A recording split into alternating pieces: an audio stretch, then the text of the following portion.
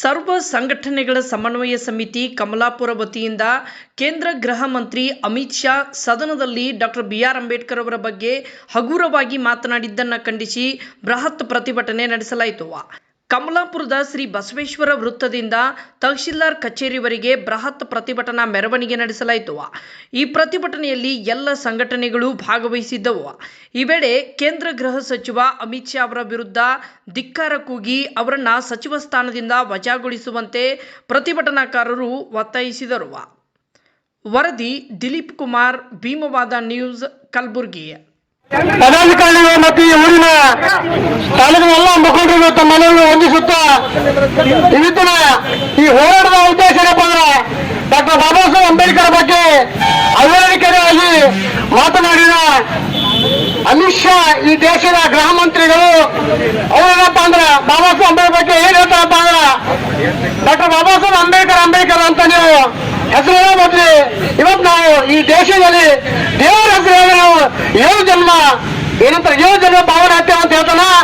ಆ ಒಂದು ನಾಲ್ಕ ಗೃಹ ಮಂತ್ರಿ ಹೇಳ್ತೇನೆ ನೀವು ಅಂತೇಳಿ ದೇವರ ಹೆಸರಲ್ಲಿ ದೇವರನ್ನು ಹೇಳ್ತೇವೆ. ಈ ದೇಶದಲ್ಲಿ ನಿನಗೆ ಸಂವಿಧಾನ ಕೊಟ್ಟಿದ್ದು ದೇವರಲ್ಲಪ್ಪ ಡಾಕ್ಟರ್ ಬಾಬಾ ಸಾಹೇಬ್ ಅಂಬೇಡ್ಕರ್. ನೀ ಏನು ಹುಟ್ಟಿದ್ರಿ, ನೀ ಹುಟ್ಟು ಸಾಯವರೆಗೂ ನಿನಗೇನಪ್ಪ ಸಂವಿಧಾನ ಅಡಿಯಲ್ಲಿ ನೀನು ಬರ್ತಿದ್ದಿ. ಇದೊಂದು ಮಾತು ಅರಿಯೋದು ನೀವೊಬ್ಬ ನಾಲ್ಕು ಅಂತ ಹೇಳ್ತಾ ಇದ್ದೀರಿ. ಯಾಕಂದ್ರೆ ಈ ದೇಶದಲ್ಲಿ ಕೊರೋನಾ ಬಂದಾಗ ನಿನಗೆ ಯಾವ ದೇವರನ್ನು ಕಾಪಾಡಿಲ್ಲ. ಇವತ್ತು ಈ ದೇಶದ ಸಂವಿಧಾನ ಡಾಕ್ಟರ್ ಬಾಬಾ ಸಾಹೇಬ್ ಅಂಬೇಡ್ಕರ್ ಅವರನ್ನು ನಿನ್ನ ಎಲ್ಲ ದೇವರು ಬೀಗ ಹಾಕಿತ್ತು. ಅವಾಗೆಲ್ಲ ಹೋಗಿತ್ತು ನಿನ್ನ ದೇವರು. ಹಾಗಾಗಿ ಈ ಒಂದು ಹೋರಾಟದಲ್ಲಿ ಅಮಿತ್ ಶಾ ಏನಪ್ಪ ಅಂದ್ರೆ ಮಾತಾಡೋದಾಗ ಇಡೀ ರಾಜ್ಯದ ದೇಶದಂತ ಹೋರಾಟ ನಡೀತಾ ಇದೆ. ಈ ಕಮಲಾಪುರ ತಾಲೂಕಿನಲ್ಲೂ ಕೂಡ ಇವತ್ತೇನಪ್ಪ ಅಂದ್ರೆ ನಾವು ಸಾಂಕೇತಿಕವಾಗಿ ಒಂದು ಕಾರ್ಯಕ್ರಮ ಮಾಡಿದ್ದೇವೆ.